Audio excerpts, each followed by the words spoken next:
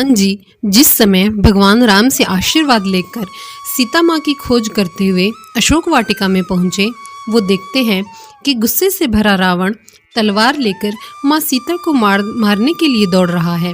रावण को देखकर हनुमान जी सोचने लगते हैं, मैं एकदम सही समय पे आ गया। माता की रक्षा करने के लिए मुझे इस दुष्ट रावण का सर इसी की तलवार छीनकर इसके सर से अलग कर देना चाहिए। अगर इस वक्त मैं यहाँ ना होता तो न जाने क्या होता।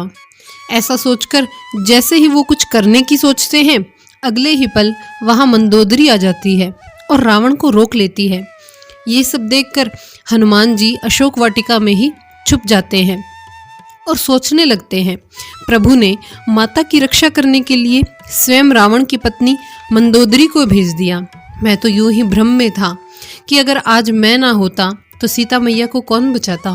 माता सीता से मुलाकात कर लेने के बाद जब हनुमान जी अशोक वाटिका में मजे से फल खा रहे होते हैं तो रावण के सैनिक उन्हें देखकर उन पर आक्रमण कर देते हैं। हनुमान जी को बंदी बना लिया जाता है। हनुमान जी के आने की खबर सुनकर त्रिजटा कहती है कि लंका में एक बंदर घुस आया है, वो इस सोने की लंका को जला देगा। मैंने ये सब अपने सपने में देखा है। ये सुनकर हनुमान जी सोचने लगते हैं, इस सोने की लंका को तो जल ही जाना चाहिए, इससे रावण का अहंकार भी जल जाएगा। लेकिन प्रभु राम ने तो लंका को जलाने के लिए कहा ही नहीं। हो सकता है ये काम भी मेरे यहाँ होने की वजह से हो रहा है। अगर मैं ना होता तो शायद ये सब भी ना होता।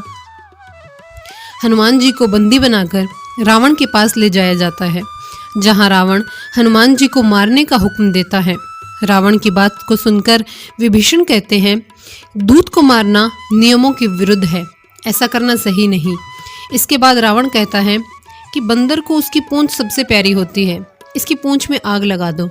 रावण के सैनिक हनुमान जी की पूंछ में कपड़ा बांधने लगते हैं, उस कपड़े पर घी लगाकर जलाने की तैयारी करने लगते हैं। ये सब देखकर हनुमान जी सोचने लगते हैं, ये जो कुछ भी हो रहा है प्रभु की मर्जी से हो रहा है, क्योंकि इस बड़ी सी लंका को जलाने के लिए मैं कपड़ा, घी, आग कहाँ से लेकर आता।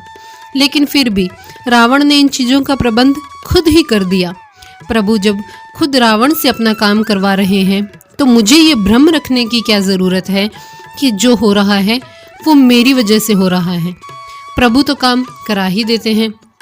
रावण के सैनिक हनुमान जी की पूंछ में आग लगा देते हैं, जिसकी वजह से पूरी लंका में आग लग जाती है और सोने की लंका जलकर बर्बाद हो जाती है।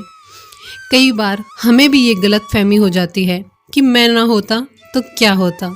जिस तरह माता सीता को बचाने का काम प्रभु ने रावण की पत्नी से करवा लिया, लंका जलाने के लिए खुद रावण ने आदेश दे दिया, तब हनुमान जी भी समझ गए कि प्रभु जिससे जो काम लेना चाहते हैं वो उसी से लेते हैं।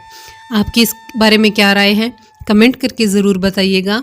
और अगर आपको मेरी आवाज़ और मेरी कहानियाँ अच्छी लगती है तो प्लीज़ मुझे सपोर्ट कीजिएगा और मेरे चैनल को सब्सक्राइब कीजिएगा। Thank you.